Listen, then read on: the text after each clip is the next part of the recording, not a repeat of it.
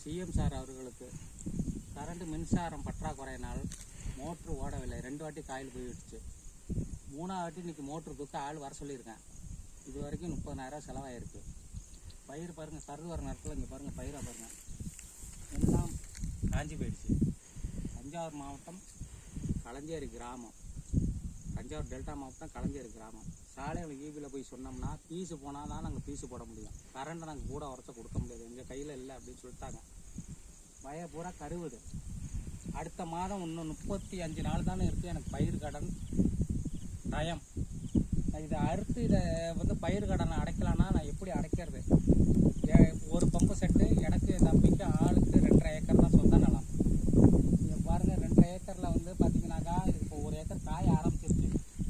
எடப்பாடி ஐயா அண்ணன் அவர்கள் மானியத்தில் கொடுத்த டிராக்டரில், அதான் டிராக்டர் வாய்க்காலில் போட்டு டீசல் போட்டு இந்த ஓடிக்கிட்டு இருக்கு. அதுவும் தண்ணி இன்னும் ஒரு நாளைக்கு தான் அந்த அதாவது எல்லா பம்பு செட்டு தண்ணியும் வாய்க்காலில் கசு இறக்குறதுல வச்சு அதை ஓட்டி அது வழியாக வந்துக்கிட்டு இருக்கு.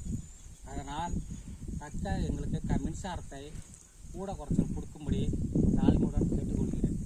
இல்லை என்றால் எங்கள் குடும்பத்தோடு தற்கொலை பண்ணுகிறவரை வேறு வழியே எங்களுக்கு இல்லை.